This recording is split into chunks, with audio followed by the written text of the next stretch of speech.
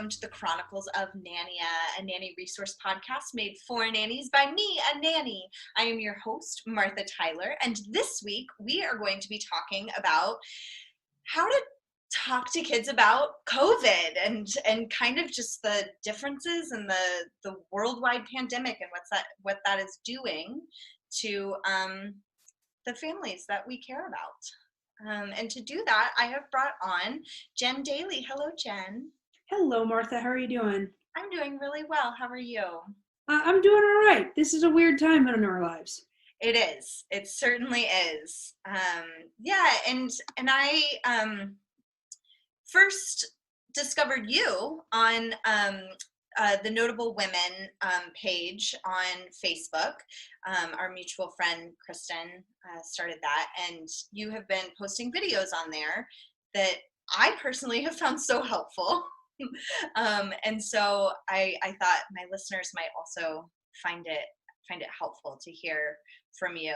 And we will certainly link in the show notes to your page so that anyone listening who wants more can go watch your videos. Great. Thank you. There will be more. Yes. Before we get started talking about the worldwide pandemic, let's hear a little bit about your background. Sure. So I, first things first, my first job ever was being a mother's helper. Yeah. And I got paid $25 for the whole week and wound up being basically attacked by a monster for a week. So that was my first job, and yet I loved it because the times that were fun were like really, really awesome. So that was, and you know, I was a camp counselor and I was a nanny and put myself through graduate school being a nanny. And I think at my heart of hearts, you know, when I was in third grade, I wanted to be an architect, and I'm terrible at math. I have something called dyscalculia, so it makes it very hard to do math. And my third grade teacher said, well, Jenny, if you want to be, you know, an architect, you got to be good at math. And I looked right at him and I said, well, then I'm not going to be an architect. And I like found out that there was this job where there were like grownups whose whole job was to like play with kids and help them feel better. It's like, you just play all day long and like talk about feelings, but you're playing while you do it. I'm like, sign me up. That's for me. So I loved being a nanny. I loved being a babysitter when I was younger. Sometimes I still think about like, yeah, I really enjoy being a therapist, but sometimes I actually just want to play, right? Like, I don't want to deal with the heaviness. I don't want to deal with all that stuff. I just like, I like this family. I'll just move in, right? With some of my families, we even joke. They're like, can't you just move? And I'm like, sure, let's do it. Yeah. You know, but, so my heart is with really being, you know, embedded in the family. And I kind of feel like that's kind of like my model as a therapist. Like I'm part of the family, and, you know, I'm part of the conversation. And so that's, you know, at my core is that's where I come from, and that's where I will always be, you know, a part of. Yeah. And that's so lovely. And it's very lovely for me to hear, as I'm on a similar journey of having been a nanny and now in grad school to become a family counselor. So I really enjoyed hearing that journey. Great. Yeah. So now getting into worldwide pandemic, I've been seeing a lot when I look at the Facebook groups for nannies and things like that, and just talking to my friends that are nannies, about nannies and everyone, but particularly nannies feeling really tired right now and unmotivated, or like they're just treading water, like progress isn't happening with their kids the way that it was. Can you talk about how grief might manifest into some of those types of feelings?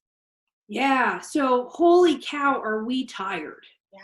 Right? Like, so parents are tired, kids are tired, nannies are tired, therapists are tired. I think just today, just the sessions I had today, every single person was talking about this deep, bone-weary fatigue and tiredness and like lack of motivation. And, you know, I'm going to assume that most of your listeners are, you know, people who are really thoughtful, you know, good citizens trying to do what they can to like stay home, shelter in place, social distance, wear your mask, like do whatever you need to do. Right. And we're freaking, it's like, I'm so tired of doing it. Right. Right. And there's so much loss. Right. Right. So where I live, I'm in Western Massachusetts. We've been doing this for 8 weeks. Today marks the beginning of week 9. We probably have, another at least 6 weeks before there's some semblance of normalcy really again. Right. At least. And it's Right. like that we've lost a lot. Right. Mm-hmm. So our kids have lost, they've lost all these normal ending processes that happen in the springtime for schools or preschools or daycares. Right. Parents have lost who they know themselves to be in a lot of ways. I'm gonna make an assumption that a lot of folks who are nannies are working for families where the parents are very career oriented, Mm-hmm. and they're really driven, and they're used to going at 150% all the time. Mm-hmm. Right. And so on the flip side of that, now you might still be nannying and the parents might still be trying to do that, but maybe they're like also doing that like on top of you. Right. And like, why aren't you 150% all the time also? Right. Like this Yeah. really intense space. And like being a nanny is weird because you're in the family and of the family, but you are not the family. Right. No matter how much you all love each other and get along and how wonderful it is, there's still that piece of it. Mm-hmm. So there's a lot of sadness and grief manifest in not feeling motivated, in feeling really tired, in feeling like nothing tastes right. Like the flavor of life is off. Mm-hmm. And like even the stuff you like to do, like I like to do like embroidery, but it doesn't feel satisfying right now. It's just like a thing I'm doing, right? Because you got to do something. Yeah, sometimes even to me, like colors feel more muted right now. Mm-hmm. Yeah. Like when I'm looking around, like I went on a walk to like search for beautiful flowers, and they were beautiful and they're colorful, but it just like didn't hit me in the same way Yeah. that it Yeah. usually It's like does. all the really good juicy stuff that like normally you can just sit there and like revel in it, even if it's just for like a second, right? It's Yeah. not the same. It's No. just not the same. And that's all part of the grief because you can be, in a really joyous moment, right? So here you are, you're a nanny, you're with your kiddos right now, and you guys are like making the most epic fort and having this wonderful imaginative battle of like, good guys versus pirates and the whole thing, and like really having a blast and like really smiling and laughing and giggling. And it's still got this mask or this veil of sadness over it. Yeah. And like we have that as adults, right? The kids have it too, but they don't have a freaking clue that that's what they're dealing with. It's just there. Right. Right. And they don't have the language or the cognitive abilities to really understand it yet. Right. Absolutely. Yeah. Yeah. And so there are two, maybe even three, maybe unlimited, but three that I want to talk about points to that of like, so self-care for the nanny is important, I think. I find that I am sleeping almost 10 hours on the weekends per night. Like I really my dad commented, he's like, we don't hear from you very much on the weekends. And he was like, that's not good or bad, just an observation. And I was like, you know what? I'm really like being protective of my weekends, of Mm-hmm. not taking on like anyone else's stuff. Mm-hmm. Of like the weekends are just Martha's stuff. Good for you. Yeah, and it's hard, but I have found it to be very, very important for me. But then yeah, that child piece. So there were so many changes, like all at once for kids. Yeah. Of now nanny and parents are home together, and like my schedule, maybe I went to daycare 3 days a week and now I'm not doing that. We can't go to the playgrounds like we used to be able to. Like food is different right now, of like when you run out of blueberries, it might be longer until Mm-hmm. you get more blueberries than it used to be. Things like that. Yeah. and it's just like this conveyor belt. It feels like that Lucy, I Love Lucy sketch of like, Yeah, that is you and you're never going to catch up, right? right? And chocolate's wonderful and it's joyful and it's this great thing, and then it's just going and going and going and going. Yeah, it's insane. That's a great image. Yep. Yeah, and so it feels like that. And so how can nannies help like hold space for the big feelings of all these changes that are taking place and might get brought up in the kids that we nanny, and we can see it, but it's not manifesting in like, hey, I'm feeling sad because Right. right. Right.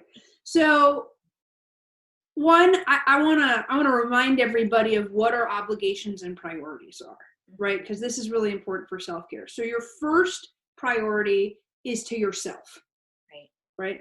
And then to your family, and then to your job, Yeah. right? So like, and I listen, when you're a nanny, like you can give your whole heart to the family, and those kids can give their whole heart to you, and it's still a job. Right. Right? So you really do have to take care of yourself first, and then your family, and then your job. Yeah. Right? So first, and that's a hard thing for us to hold, especially like, there's like something that started happening in like the early 80s where like you had to maximize everything all of the time and optimize and be this wonderful, productive being. Right. Right? But like, what happened to the 70s when we could like hang out, right? Like, corporate rating and all of that. But like, we don't have to be that in our jobs. And being a nanny is still a job, right? It's not it, right? So like, and it's one of those career paths, one of those jobs where those boundaries can get really confusing. But holding really good boundaries for yourself is that first step to being able to help support these little guys with really big feelings. Right. Right. So if you don't have the boundaries for your own space and your own health and well-being and your own boundaries, it makes it incredibly difficult to be present and hold that space for our kids. Yeah. Right. So sometimes kids say stuff or like acting in a way and you're like, I am not qualified for that. Right. And I'm a therapist. And so it's like, I'm not qualified for this. Right. Yeah. And I've been doing this like 20 years or something ridiculous like that and can still have that instinct, that impulse. So to just validate, right? Not make their feelings or their temper or their meltdown or whatever, not making it wrong, and really just validating. And validation, when you don't know what to say and you have no idea what feeling they're feeling, but it is clear that there is some sort of upset that this kid is dealing with, just saying, I know this is so hard, right? You don't have to have an answer. You don't have to say, but we got to get going, but we still got to get our socks on, right? Like not this is so hard and, right? It's not an and statement. It's not an or statement. It's not a but statement. It's a full, complete, whole, validating statement of this is so hard, right? And I think you'll find that if you can just hold that one validating statement and not add any other agenda to it, you'll find that the kids will start, like their whole energy will start lowering and coming down. And I don't know if you know about the zones of regulation, which is OT, occupational therapy, cognitive behavioral therapy, sensory integration, social skills kind of concept. But we have these 4 zones: blue, green, yellow, and red. You can imagine what those different zones might be, emotionally speaking. But when a kid is in like the red or yellow zone and they're so melting down and overwhelmed and can't handle it, a validating statement from a trusting adult that is free of agenda other than validation brings that energy down really quickly. Yeah. And I've seen that in practice, but it's really nice to know the theory behind it. Yeah. And it's so hard to just leave it there. Mhm. um, but I will say, and I say it all the time on the podcast, that nannies have the gift of time, right? Mhm. So parents and other caregivers a lot of times are balancing, they're juggling their jobs, they're juggling kids, they're juggling all these things. Nannies, our job is to spend time with the child. Mhm. Um, and that's really lovely. And I feel like one small gift in all of this is that we're not running out of the door to get anywhere. Yeah.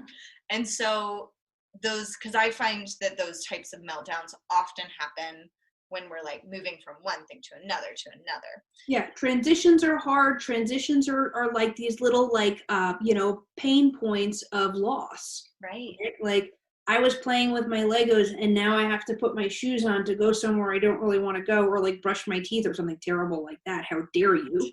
But like that is a little loss, and that little pain point of loss can like release the flood of emotion right now. Yeah. Yeah. Yeah. And so I do think that, yeah, just really like validating statement and just sitting there with them Hmm. is probably one of the most powerful things you can do right now. Yeah. Yeah. Yeah, that's really great. Thank you. Yeah, yeah, you're welcome. And like you don't need anything other than this is really hard, Right. right? This Yeah. is so hard right now. Yep. Yeah. I just listened to Brene Brown has a podcast, Hmm. um, and she was interviewing Harriet Lerner and about apologies. Hmm. And in a similar idea, Harriet Lerner said that for children, an apology with no like follow up or like logical breakdown is the most important thing to model for children. Hmm. And I think that's kind of a similar thing of like the apology is validating that the adult did something wrong Yeah. and then just leaving it. Yep. That's right. Yeah. Just like, Mama, you're yelling, or Miss Martha, you're screaming all the time. Like, I'm sorry. Yeah. Yeah, I got it. I'm sorry. Yeah. Yeah. Yeah. So it's powerful, but it's hard. It's hard to do. Yeah, it's so hard, but I'm stressed, and I have all these explanations and justifications and excuses, and I'm my shouting was valid. Yeah. And it's like, no. For the children, especially, you got to just own it and sit in it. Yeah. Yeah. So there's also kids are feeling really scared about Mhm. this virus that even as an adult who is like trying my best to understand, I also feel like I feel like even scientists don't really understand yet exactly what we're dealing with. Yep. And so are there are there developmentally appropriate resources for kids, or how can we talk to them about the virus with information but not scaring? Yeah. So, I mean, at this point, we've been doing this a long time now. So kids do have a certain amount of information. I think um, the way I've been phrasing it for kids who are, say, like 6 or 7 and under, is that when we get sick, we stay home from school or preschool or whatever, right? Right. But there's a sickness going around right now that so many people have that everybody has to stay home. We're having a whole worldwide sick day, right? And so, when you're sick but you're like sick, but you still have to stay home for an extra day, but you like feel kind of good. So like you still do a little bit of reading or playing or whatever, but you can't go out places. It's like a whole worldwide sick day. And kids really get the concept of sick day and not getting others sick. Right. And as things are starting to open up, right? Like things are going to change. So we're going to have to be able to like talk to kids about wearing masks, right? Because children are going to have to be wearing masks if they're going to be allowed to go out places. They're going to have to stay away from things and not touch things. Right. If any of the kids you've ever worked with or any of your listeners have ever worked with were anything like me, I am like a touch monster, right? Like I touch everything in every store, right? Like I was the kid who would like run away and hide in like the circular clothing rack just because it was a cool fort, right? But like touching everything everywhere, like rubbing my face on the escalator rails, right? Like that level of stuff. So it's going to be really different, and the kids are going to feel our stress about that. So one, we got to talk to the kids about like, no, we can't touch anything. So let's keep our hands in our pockets, right? Let's pretend we're holding a baby bird or something, let's hold the chick in our hands, some way to help them really understand where their arms need to be. Mm-hmm. But I think every grown-up who's caring for children is going to have to think long and hard, is it worth bringing my child to this place right now, knowing that I'm going to have to be controlling and harping on them? Right. Like, because you're going to have to be, right? So if you're going somewhere and you really need your kid not to touch stuff, and you've got maybe a sensory sensitive kid that you're working with that doesn't like hand sanitizer or washing their hands or something like that, then you've really got to consider how worth it is this outing that we're going on. Yeah, right? And really, yeah, that's a really good point.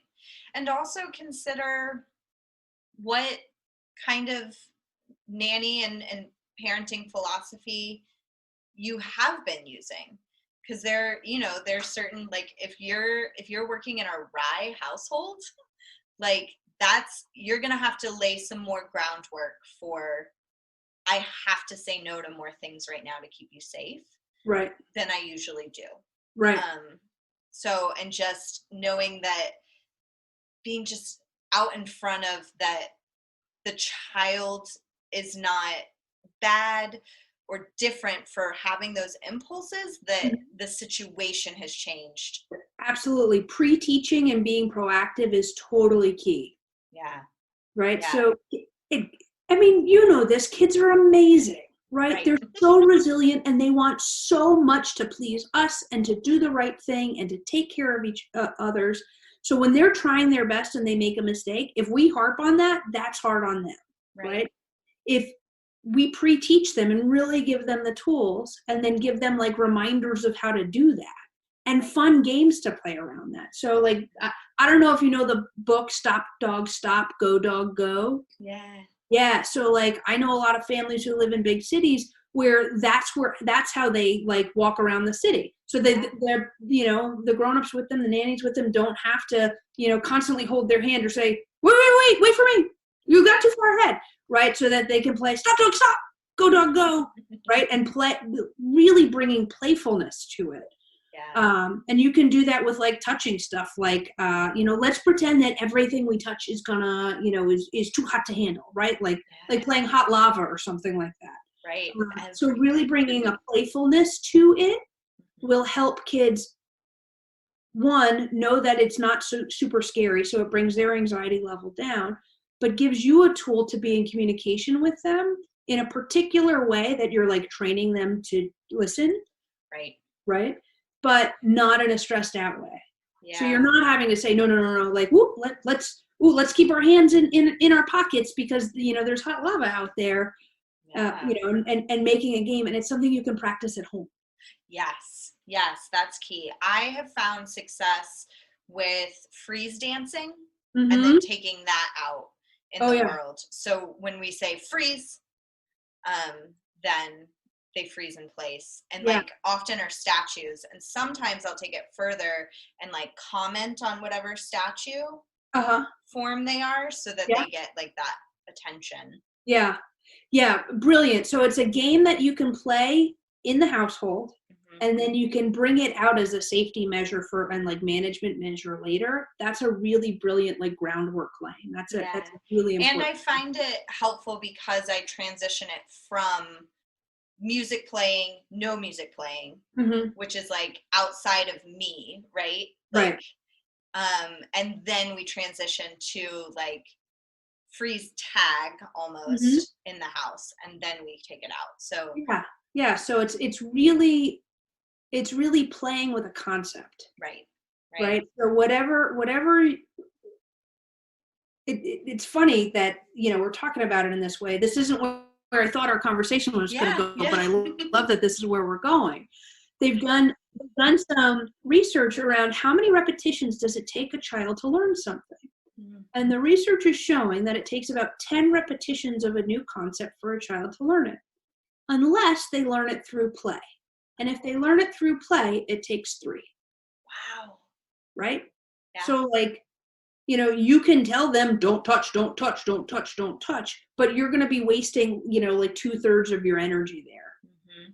Where if you can start with the concepts through play and then just transition it to different environments, they're going to get it. It's going to be more fun. You're going to have much more ease in your life that way. Yeah, that's really great. One more resource for anyone listening who especially is working with quite young children, preschool and below. I found the Sesame Street town hall about COVID-19 to be very helpful. Yeah. It gave me a lot of language. My kids watched it with their parents on the weekend. Like we kind of all watched it apart and then came back and were able to use some of that language. So yeah, that was really great. I think PBS is doing a really phenomenal job in general, right? So there's the Sesame Street Town Hall. There's like, you can like go Google Daniel Tiger and coronavirus, and there is an episode like talking about germs. And then there's like the PBS Parents tab, but applies for nannies also. And they've got like amazing stuff there. yeah. So you really like, as a central family friendly, balanced and thoughtful approach, I think you can't really go wrong there. Right. So for just throwing that out there, if anyone is feeling like they might need more resources, more language, because certainly, though this is a jumping off place, this one podcast episode will not be enough. So it won't? Are you sure? I know. I wish it was.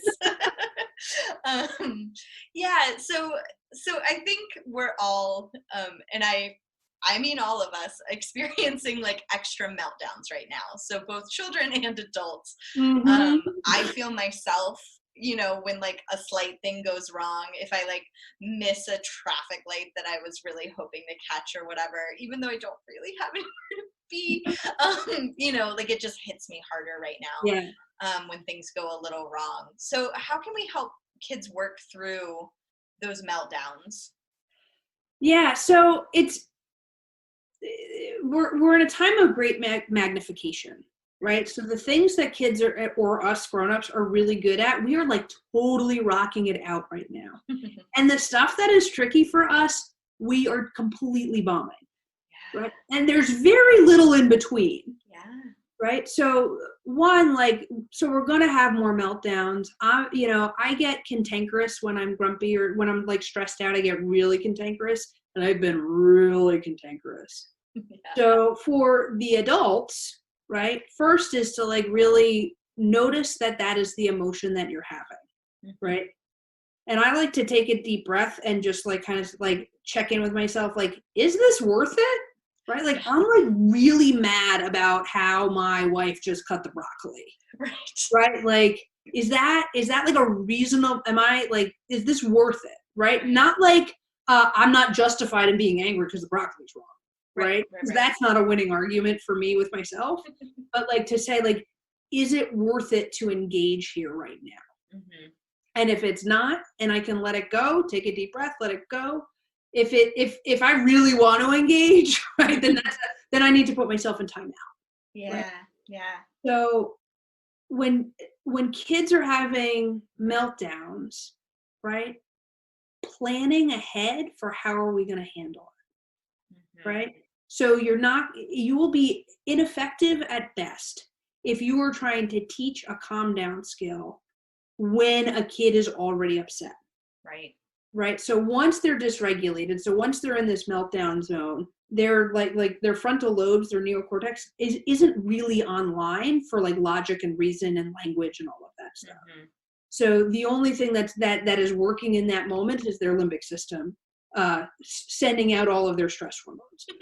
So an excellent place to right, and your mind is a really dangerous neighborhood to live in. So pre-teaching. So like noticing, like to say like, hey, Sarah, I noticed that transitions are extra tricky these days, right? And I know you don't like feeling that way, and it's so hard and upsetting when it's so tricky. And I know I want to be able to help you with those moments. how about we practice some ways to shake it out of our body. Mm-hmm. Right. And I find that even kids, even 4-year-olds I work with, really appreciate knowing that their brains are working in a certain way. Yeah. And it's just their brain response and not like them being bad, melting down out of control. Right. So really explaining and working through with them, and I've got videos on my website that explain like what our brains are doing on stress that are appropriate for kids if you want more language around that. Yeah. Like we have our like danger filter, which is our amygdala. We have our limbic system, which sends out all of the feelings in our body. And then we have the front of our brain, or neocortex, that like tells us, gives us words to what's happening. Mm-hmm. So if we want to change our limbic system, we have to do something to change our limbic system, right? We can't think through it. We can't listen to our parents calming us down through it. We got to do something with that. Mm-hmm. And so if you can practice, right, if it's like an angry kind of meltdown and you've got like a kid who like stomps and huffs and that sort of thing, say like, let's practice stomping and huffing, right? And really do that together and get really, really silly, like stomping and huffing and, jumping up and down and gnashing your teeth and like, monkeying your arms and all of that stuff and really, really going for it. Mm-hmm. Right. And so instead of like trying to like calm down that energy, it's like pushing into that energy until it gets really silly. So practicing it a bunch ahead of time and then like, encouraging them like, yeah, you're so angry. Let's get really angry. Right. Have you ever done the like crying baby thing and then they just won't stop and then you start crying and then they stop and they're like, what are you even doing? Yes. Yeah. Same thing. Yep. It snaps them right out of it. Yeah. So like really playing with that energy with them, but practicing it ahead of time and playing with it ahead of time so they know what's coming and it's an opportunity for them to shift without having to calm down, because it's really hard to calm down as you have all those stress hormones, pumping through your body. Yeah. Yeah. That's great. Thank you. Yeah, you're welcome. I really appreciate that. So we're all working from home together. So like, nannies, we often talk about how our office is other people's homes and that can get tricky at times. And now our office and their office is also their home. Yeah. Which adds an even further layer. And so sometimes we see parents that are under stress attempt to ease that stress by over functioning mm-hmm. or under functioning. Mm-hmm. Both impact nannies in different ways. Yeah. So and nannies end up having to like fill in for that. Yeah. Whether it's the over functioning or under functioning. Especially I find that nannies end up having to fill in for that under functioning a lot. So if a nanny is finding themselves suddenly micromanaged in a house, what are some strategies for that? So that would be the over-functioning parent. Yeah. So I would hope, but maybe it's not the case, that with long-term nannying positions that you have like regular like employer-employee conversations, mm-hmm. right? To be able to like check in on that stuff. Right. Right. So I would hope that that's the setup. And I'm going to speak to that being the setup because I assume, though I don't know that there's some like manual of best practices for being a nanny. If there was, that would be in it. Right. Right. Like maintaining open communication and reasonable expectations. Yeah. Right. So having a meeting where you can like check in and say like, hey, hey, Abby, right? Like I notice that you have a lot of feedback for me lately, and I don't want to jump to conclusions. I'm feeling a little bit micromanaged, right? Is there something going on that you want to prevent me from, like, that you're worried I'm gonna do, mm-hmm. right? Or like, is this like a stress response or something like that? Right. So really like, and not coming from like a you need to stop micromanaging me, right? Like being really curious, like I'm noticing, I wonder, mm-hmm. right? So being really like direct, but open with your language, mm-hmm. right?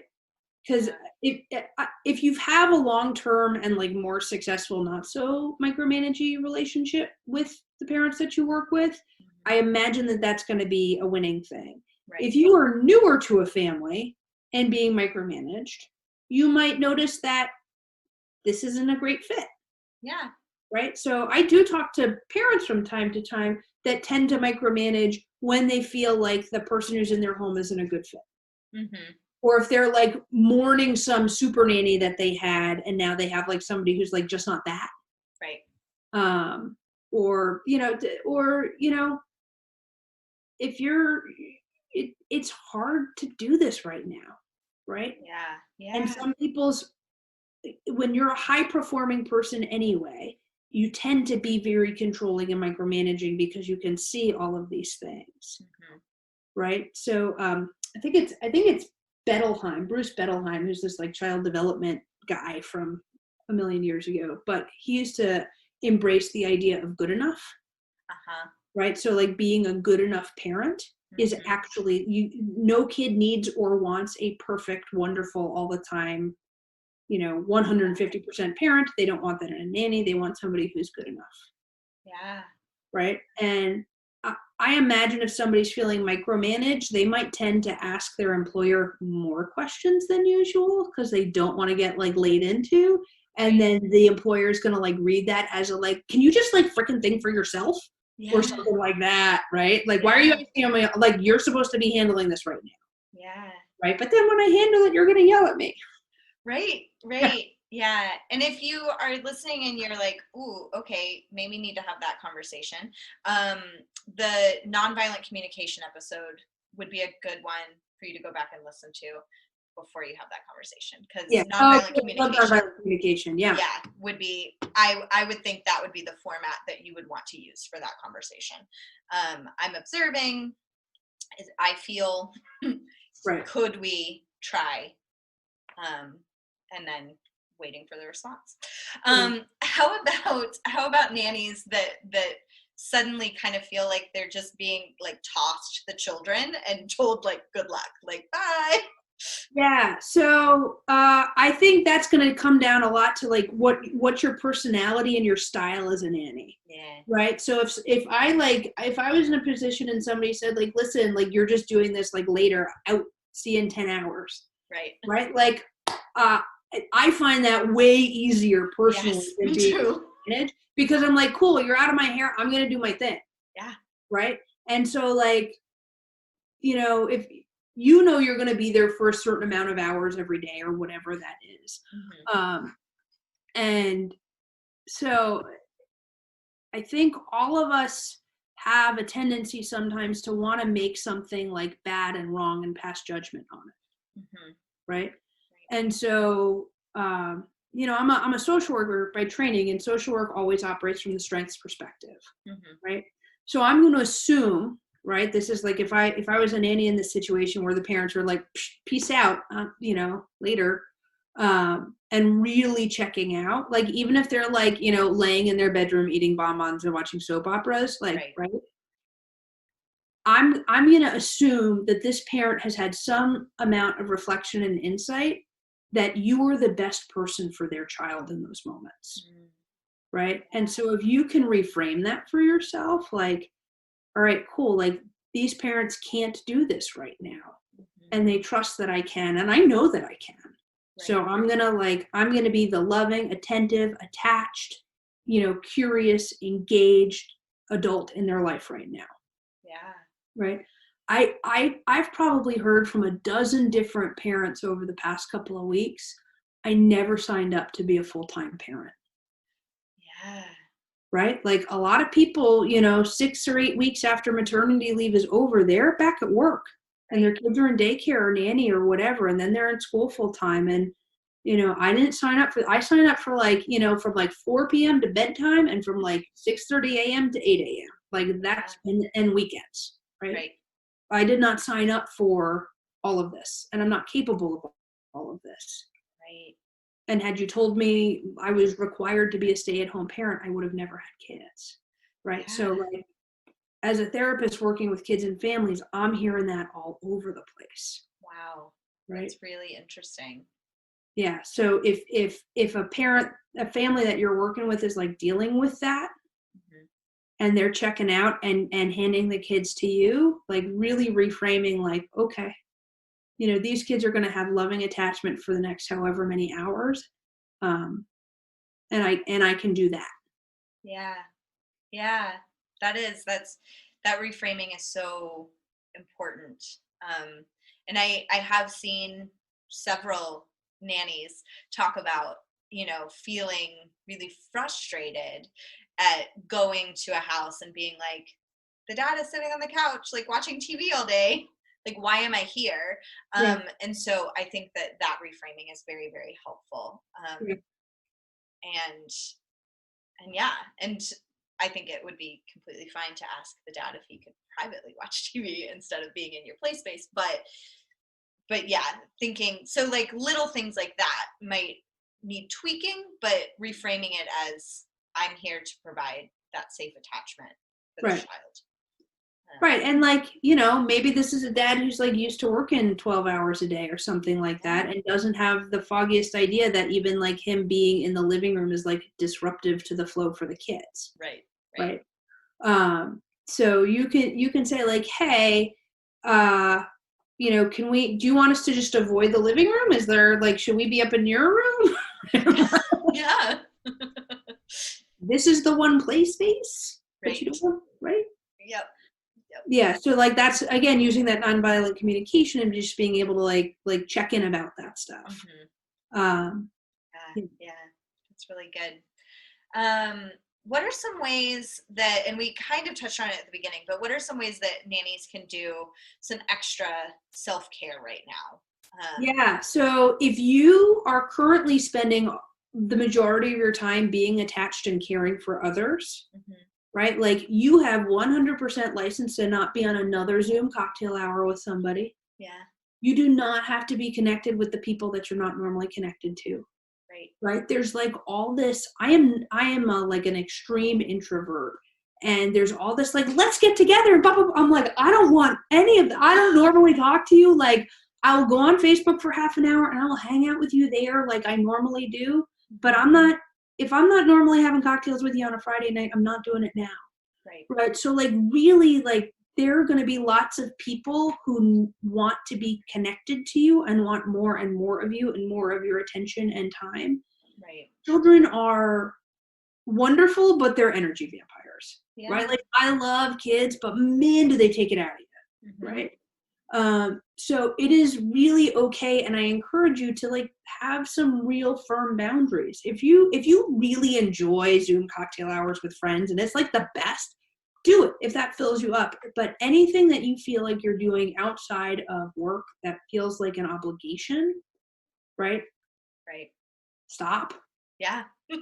Don't do Right? it. Like you're like not like actually just stop. And it's not more complicated than that. People will have their feelings about that, but again, you're not responsible for people's feelings about your boundaries. Right. Right? Right. So like you said your dad like observed, like, yeah, we don't really talk to you on the weekends anymore. Yeah. Right? Like, yeah, you're right. Like this is a lot right now and I need time to recharge. Yeah. Yeah. Me driving home is like the best time for me to talk to you. And that's what I've been doing.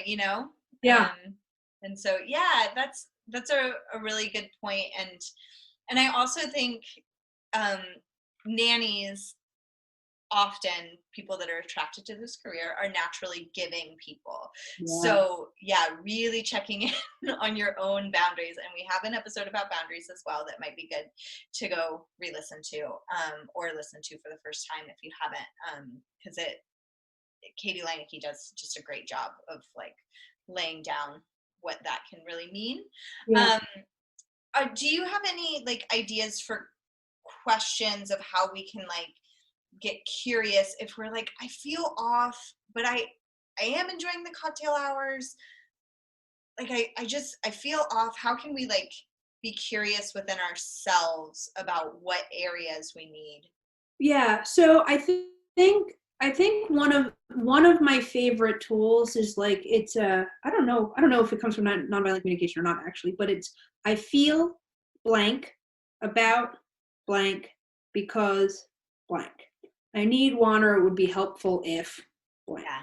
Right. And really, like, I'm a big proponent of inside out and those 5 feelings, and only ever dealing with those 5 feelings, because everything else is just a complicated, mixture of those 5 feelings. Right. Right. So really sitting down, like, if you don't know how you're feeling, right, just sit down, like, write those, like, blanks out. And so, like, all right, I'm going to start with joy.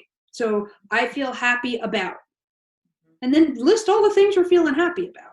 And then, like, why am I feeling that way? Like, what's my because about that? Right. Because I feel disgusted on Zoom meetings. Right.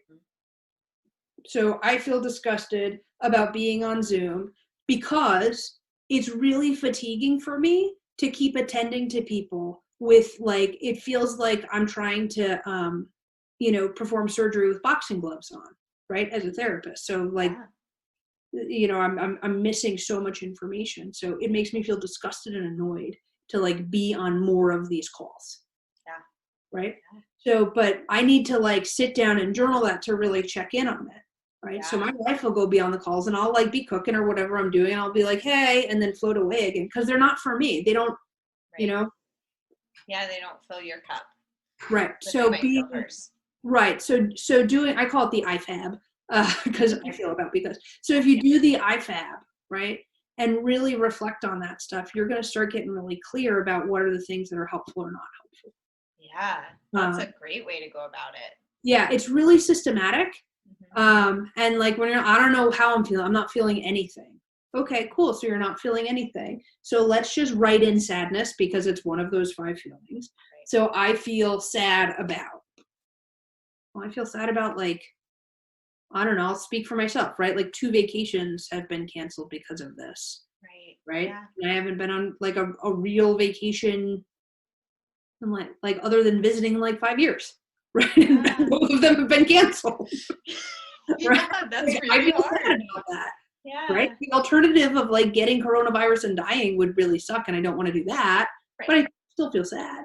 So really, just kind of, when you don't know what you're feeling, doing the IFAB and, like, plug and playing just with those 5 core emotions from inside out is super a helpful, systematic, and structured way to do it. Yeah. And just go watch that movie again, because it's so good. It's brilliant. It was like, they wrote it with the partnership of neuroscientists, because it really is how our brains and bodies work. I love that. That movie is amazing. I love that movie too. And man, oh man, the joy and sadness, friendship, really, like, I was like, oh, way to drag me inside out. Like, yeah, like, yeah, right. I do ignore my sadness. You are correct. Right. I do try to joy power through things. Okay. Yeah. Yeah. And, like, being a nanny, right? Being somebody who works with kids, it's just like, yeah, I'm stressed out about all these things. And, like, hey guys, how's it going? Yeah. Right? Like, I literally, like, grumble to my wife, like, I don't want to do another freaking Zoom meeting. And then I, like, I'm like, hey buddy, how's it going? Yeah. Right? That's part of being with kids, is that you have to, like, kind of put away your stuff. Mm-hmm. But then when you bring it, you have to remember to bring it back out too. Right. You have to do kind of your homework of, like, examining your stuff so that it doesn't pop up. Yeah. When you least expect it, or when it's super inconvenient, because you're also dealing with the big feelings of a child. So I love that. And I will be probably doing that maybe tonight. I mean, I have been checking in with how I'm feeling, but I love that, like, systematic approach to it, of really making sure that I'm touching on all of the feelings. So that's wonderful. And then just, are there any other areas that you'd like to discuss that you think you have found helpful in your work with families? Yeah, I guess I just want to really acknowledge the nannies out there, right? So it is, one, we're dealing with impossible things right now. Like, who would have anticipated 4 months ago that we were going to be dealing with a global pandemic, right? And nannies are people who show up for other people, right? Like, you're dealing with your own stress, your own worries about yourself and your family and your own finances and everything else that's going on and your own restrictions. And here you are, like, hopping in your car and like going to somebody's home and taking care of their kids, like, come what may, whether they're like, parents who are totally micromanaging you or being completely like, oblivious to like what they're doing or not doing, or like completely checking out. You're there for those kids, right? Like, you're showing up for them and you're making a difference in their lives. And that is the most important way that any of us could be spending our time, right? Is to like really seeing to these kids, and being there for them. So I don't think that nannies and people who care for kids get one iota of the appreciation and acknowledgement of like who they are, right? I remember like we had nannies and housekeepers and babysitters when I was a kid, and I still think about them, right? They like leave this mark on you forever. And like, I'm of the age now where like the kids I was a nanny for are now like grown-ups who are married with their own children, and like still share with me fun stuff that we had done together, right? Like, you're making a difference on who these little people are for like their whole lives. Right? And so it's an awesome responsibility. And I just want to acknowledge you and your listeners for being the people who do that. And making that difference, because it's a humongous difference. Yeah. For I think it was my 50th, it might have been my 100th episode, I interviewed my nannies. And it was so interesting because there are things that I still do that I did not know came from them.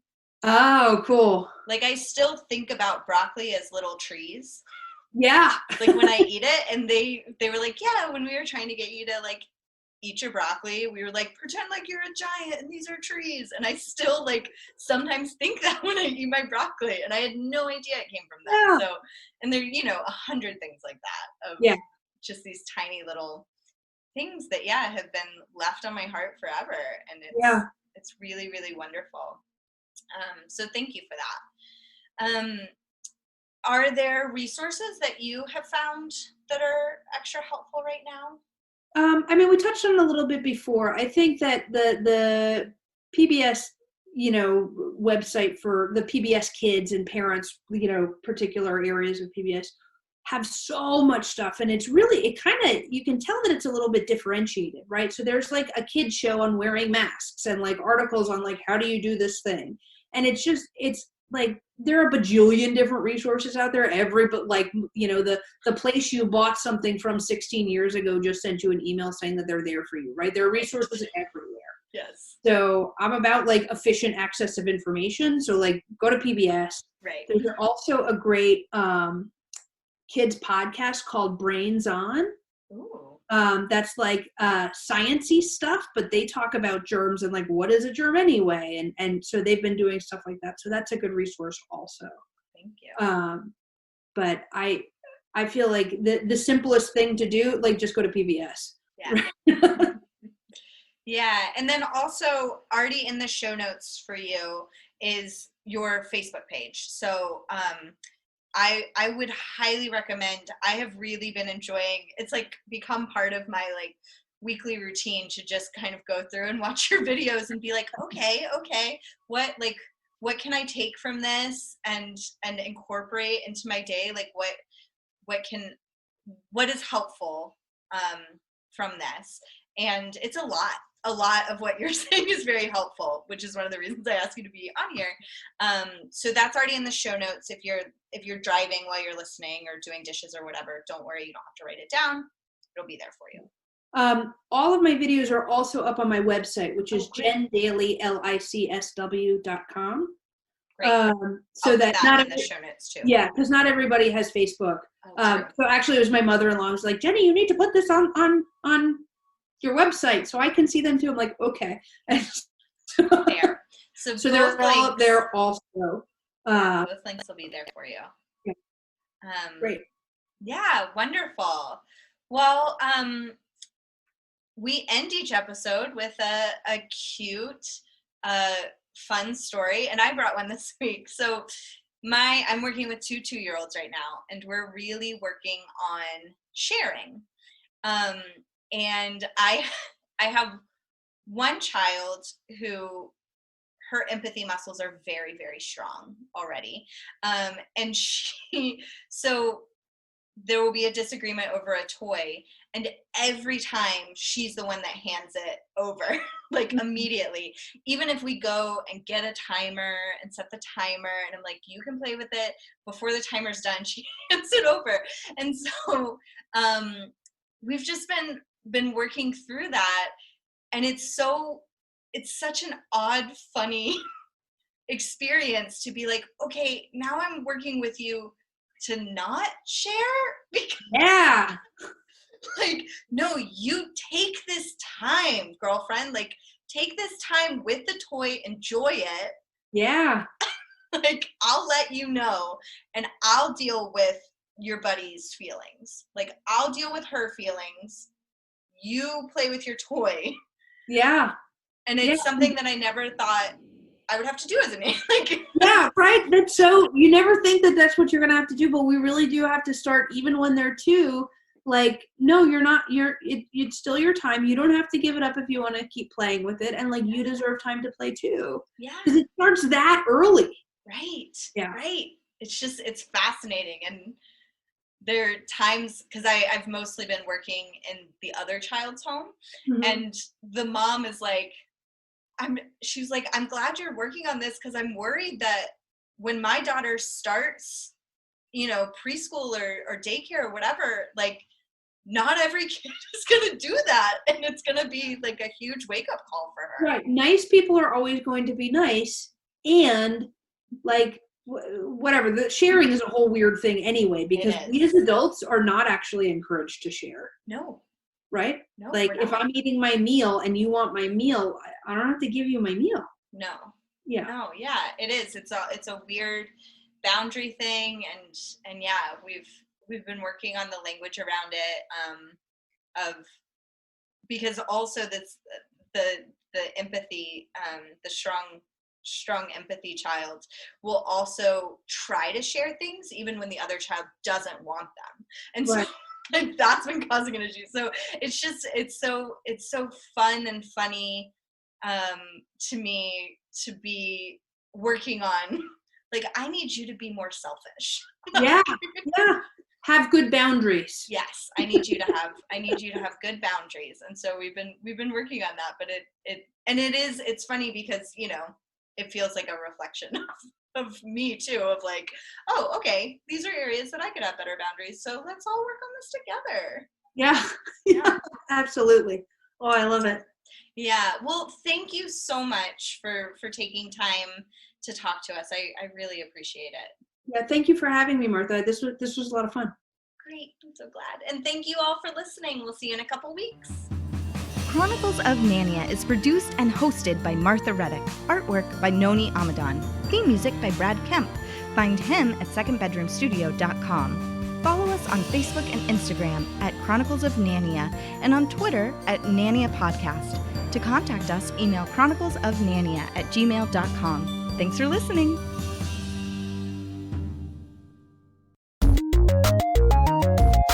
This show has been brought to you by Machine Culture.